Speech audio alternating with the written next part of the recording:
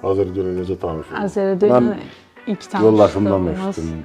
belə deyək, burada təhsil almış uşaqların valideynləri ilə məsləhəti ilə, daha sonra isə təbii ki, Instagram üzərindən.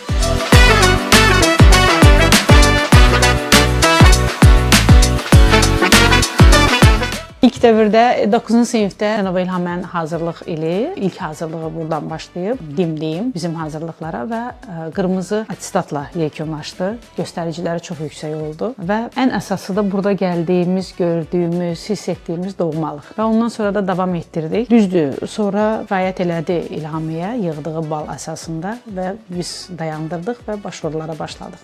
Təbii ki, Azəridu kollektivinin məsuliyyəti də böyük rol oynadı. Yəni biz onların hamısını görürdük. Ona görə də davam etdirdi və bildirmək də istəyirəm ki, bugün biz Həsənovlar ailəsi, yəni bizim qızımız İlham Həsənovanın Kayseri şəhərində yerləşən Edəcəz Universitetinə diş həkimliyi fakültəsini qazanıb. Bu sevinci bugün hamı ilə bölüşürük. Bütün övladlara da, bütün valideynlərə də bu xoş günlər yaşamağı arzu edirik. Bugünkü bu sevinci bizə bəxş edən bizim qızımız İlhamənin bunlar hamısı səyləri nəticəsində, onun belə deyək, iddiaları nəticəsində və onun əziyyəti nəticəsində başa gəlib. Ondan yanaşı, yəni eyni səviyyədə də biz Azəridu kollektivinin öz minnətdarlığımızı bildirmək istəyirik. Gələcəkdə də bundan sonra nailiyyətlərin bol-bol olmasını arzu edirik və əsas da ona görə deyim ki, gizlətmirəm, bizim oğlumuz Əhmədəli də inşallah bu il sağlıq olsun, universiteti qazanmaq niyyətimiz var, sağlıq olsun, o da bacarıqlı bizim övladımızdır, biz də onu səbirsizliklə gözləyirik. Amma bugün nəticəni əldə eləmişik, İlhamənin sevincini bölüşürük hər kəsin. Təşəkkürlər Azəridu. Çox sağ olun, həqiqətən də Azəridu müəllimlərinin zəhməti danılmazdır. Yəni müəllimlərin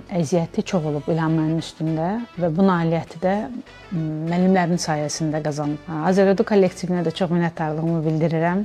Düzdür, bizim kimi ilk övladı olan valideynlər üçün səbirsizliklər olur, çox səbirsizlik oldu bizdə də. Amma biz başa düşdük ki, sadəcə gözləmək lazımdır, zamanla hər şey öz düzənini tapır. Və ilk öncə də Azəriduya dinləmək lazımdır. Əziyyətə gəlincə, yəni söz düşmüşdə mən bir şey də söyləmək istəyirəm. Əziyyət övladındır, əziyyət Azəridunundur, onun kollektivinindir. O ki, qaldı valideynlərə, valideynlər öz övladları üçün heç zaman əziyyət çəkmir. Sadəcə olaraq biz onlara dəstək oluruq. O bizim üçün əziyyət deyil. Yəni sadəcə bu qədər. Mən hər kəsə bu xoş günlər yaşamağı arzu edirəm.